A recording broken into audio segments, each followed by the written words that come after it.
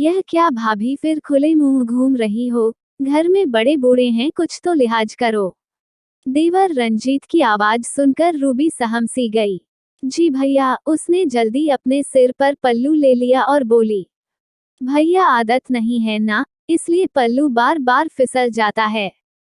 बाल भी सिल्की है ना, अगर पल्ला नहीं टिकता है तो अपने सिर पर कील ठोक लो, रंजीत ने गुस्से में और व्यंग से कहा। रूबी सुन्नसी खड़ी रह गई। वो एक आधुनिक एवं स्वतंत्र विचारधारा वाले परिवार में पली बड़ी थी। उसने कभी अपने घर में ऐसा देखा ही नहीं था। फिर भी नई नई शादी होने के कारण वह सब रीति रिवाज निभाई जा रही थी। रूबी की शादी को कुछ ही दिन हुए थे। वो अभी एक घर में सभी को समझने की कोशिश कर रही थी। अमोल से पहली मुलाकात में ही उसे प्यार हो गया और उसने शादी करने का निश्चय कर लिया था। सास, ससुर, दादी सास, दादा ससुर, नंदों और देवरों से भरा पूरा उसका ससुराल था। उसका देवर रंजीत उच्च शिक्षा प्राप्त, वैसे तो अपने आप को आधुनिक कहता था, पर था पूरी तरह रूढ़िवादी। हर बात पर रूबी को टोकता था। कभी कपड़ों पर ठीक से प्रेस नहीं हुई तो कभी रोटी गोल नहीं बनाई, कभी सब्जी में मसाले की शिकायत तो कभी कुछ। हर बात में गलतियां निकालने में जैसे उसे मजा आता था। यहाँ तक कि रिश्तेदारों से हंस हंस कर बात करने में भी उसका मुंह चीड़ जाता था। घर में उसी की चलती थी और सास ससुर का अप्रत्यक्ष रूप से उसे समर्थन प्राप्त था, इसलिए कोई कुछ भी कहने की हिम्मत न कर पाता था। जब भी ऐसी किसी बात पर उसका चेहरा उतर जाता तो अमोल उसे देवर भाभी के हंसी मजाक कहकर हंसकर टालने को कह देते थे और कहते कि रंजीत भले ही थोड़ा गुस्से वाला है पर दिल का बहुत अच्छा है। दादा दादी रूबी से बहुत प्यार करते थे, पर वह भी अपने इस बिगड़े पोते से दुखी रहते थे और चाहकर भी रूबी का पक्ष नहीं ले पाते थे। पर आज तो रंजीत के इस वाक्य ने सारी हदें ही पार कर दी थी। अगर यही बात उसने हंसकर कही होती तो शायद रूबी को इतना बुरा नहीं लगता। उसने कुछ ही दिनों में ये समझ लिया था कि घर में केवल रंजीत को ही उससे समस्या है, पर क्यों यही कारण अभी तक उसकी समझ से बाहर था। रूबी की घुटन बढ़ती जा रही थी, पर अब उसको लगा कि अगर अभी उसने इसका सही जवाब नहीं दिया तो फिर कभी नहीं दे पाएगी। उसने धीरे धीरे रंजीत को नजरअंदाज करना शुरू कर दिया। पहले वह खुद दौड़कर उसके काम कर दिया करती थी, पर अब उसके कहने पर भी वह उसे अनसुना करने लगी। इससे रंजीत की चिढ़ा और बढ़ने लगी।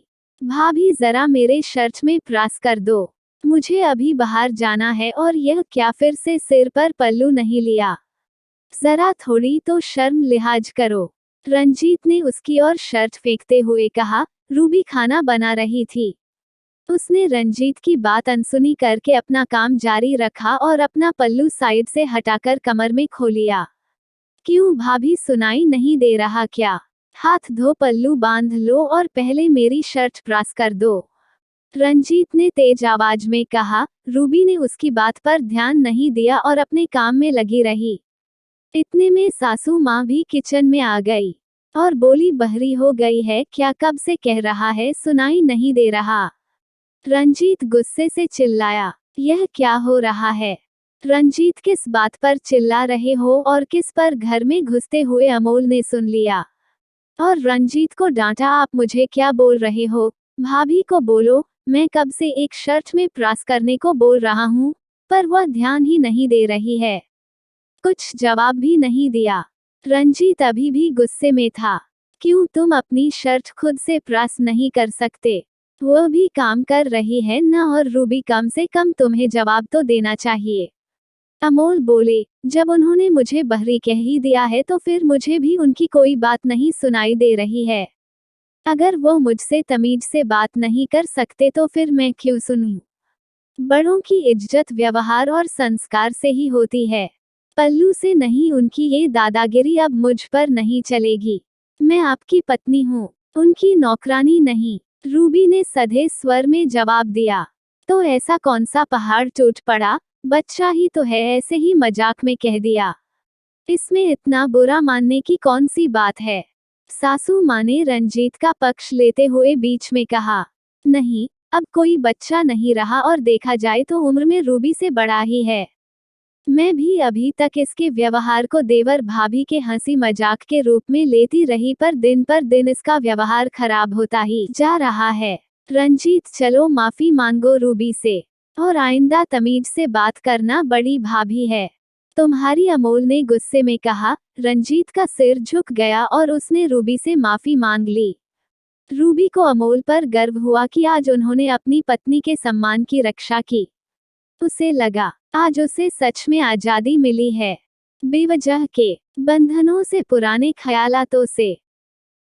वीडियो देखने के लिए धन्यवाद। आशा करती हूँ आपको हमारी वीडियो अच्छी लगी होगी, और हमें कमेंट में जरूर बताएं कि कैसी लगी है ये स्टोरी, और वीडियो को लाइक जरूर कर दीजिएगा। मिलते अगली नई वीडियो में।